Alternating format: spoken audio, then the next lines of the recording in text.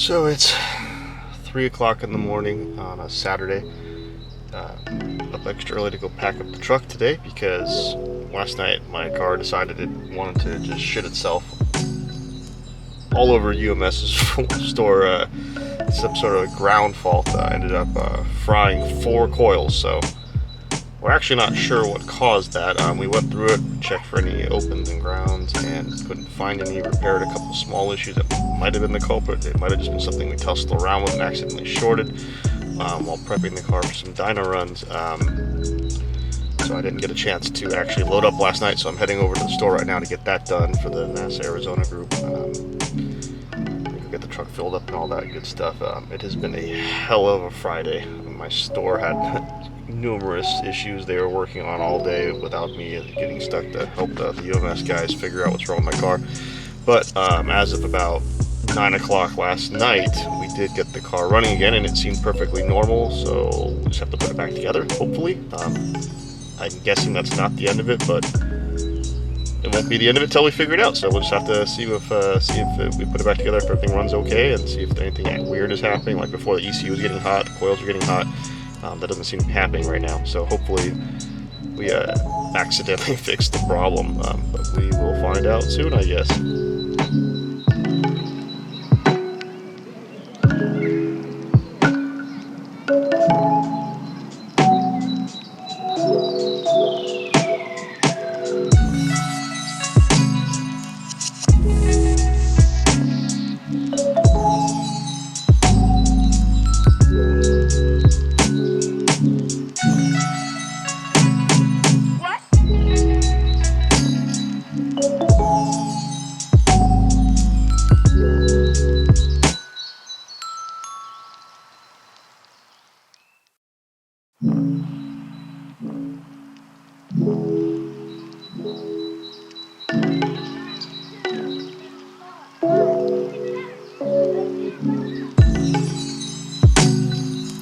After filling up the truck, we headed back to the store to get packed up for the event. It was about 4 o'clock at this point.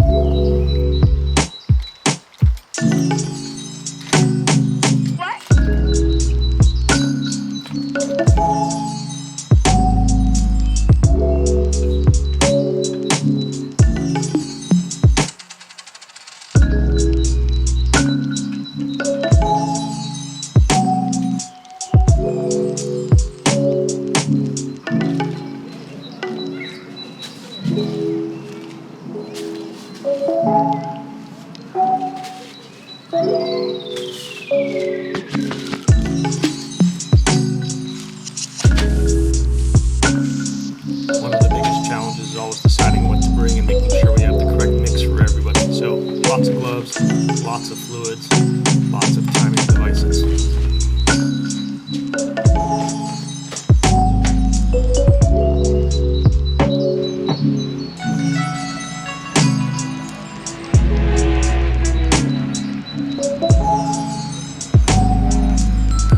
After a pretty long night, we finally got to Arizona Motorsports Park and got our booth set up and ready to roll.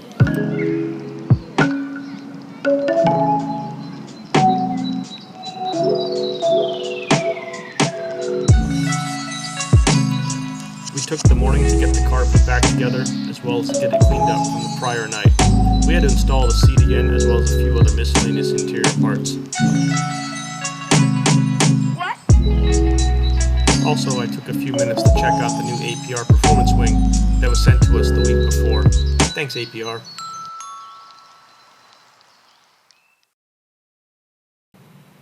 Now that the car was running again, we just had to wait till our time attack session later in the day.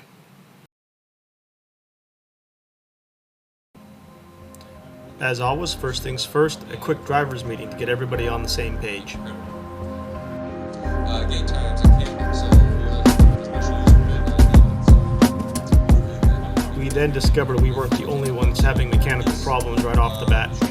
Justin doing typical Evo things. Typical Evo owner. But you can't tape rods back in a block. You can't tape rods back in a block. What are you doing down there, Justin? Intercooler piping stuff. Hot downpipe things. Tape your downpipe back together, your charge pipe back together. Yeah. Shout out to Mishimoto. Shout out to Mishimoto.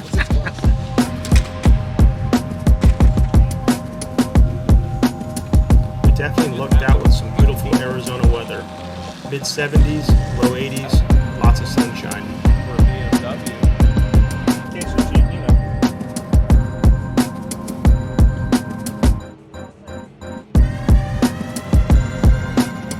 While waiting for our session, we had time to run around the paddock and check out some of the cool builds in the area, including this pretty sweet BMW.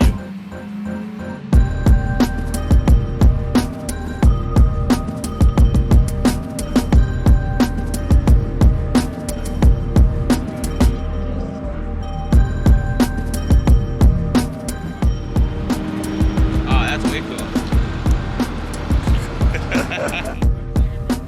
One of my favorite things about these events are the vendors who show up to support the racers.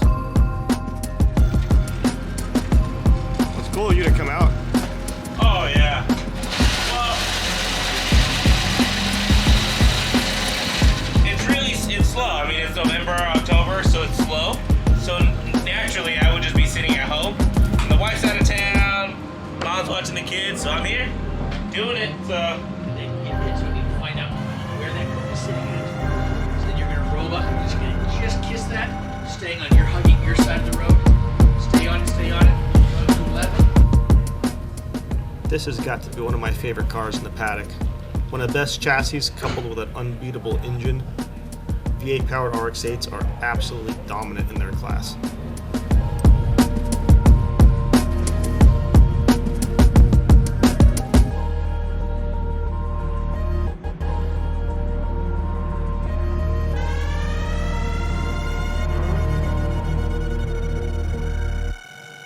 Another one of my favorite finds in the paddock, this BRZ with the K24 swapped out of a Honda. Just like the RX-8, the BRZ platform is an amazing chassis, but the Subaru engine always kind of was a bit lackluster. Swapping to the Honda power plant really wakes these cars up and makes them quite a bit more competitive in class. How's your BMW, Jake? broke, It's broken? Why'd you do? broke it.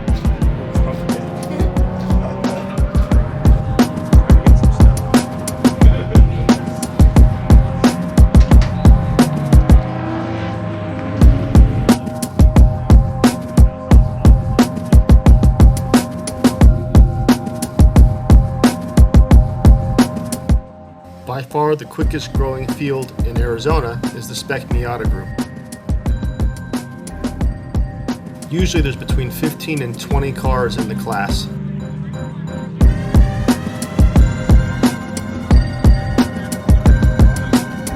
We were able to catch up with Robert Rose and quickly chat about the races today for Spec Miata. We had 17, now we're down to 16, but through it all, we had Whitey blow head gasket. Tony stepped right up, let him borrow a car, no questions asked. Had that also down the paddock with Ron and Jason Grebenchuk, our chief driving instructors. So pretty pumped about the turnout this weekend. We got 4 people in comp school, including Louis Mulvin's daughter, Molly, over there. So we're spreading the love with lots of red Miatas. And we actually have comp school guy Carl Calbrisi coming over. I believe Carl bought some products from you earlier this weekend. So thank you for all that you've done to help keep everyone safe and providing areas our guys can race. So we're looking forward to it. We're coming up here in just about 10 minutes. Ooh, all right, good luck, guys. Thanks, guys.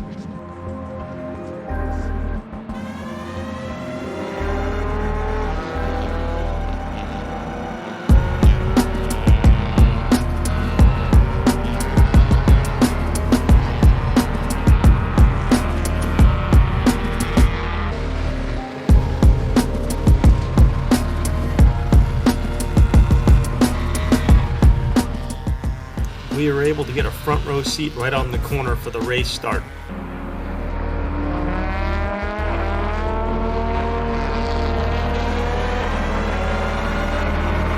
If you've never had the pleasure of checking out a Spec Miata race in person, I suggest doing it.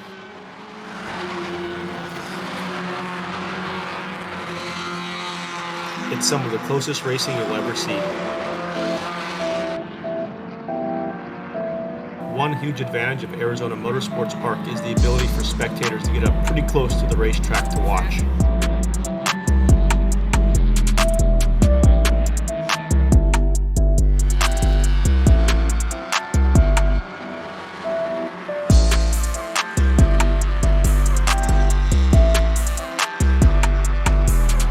After the wheel-to-wheel racing finally ends, it's our turn to put down a fast lap in the UMS Tuning time attack. Enjoy the onboard.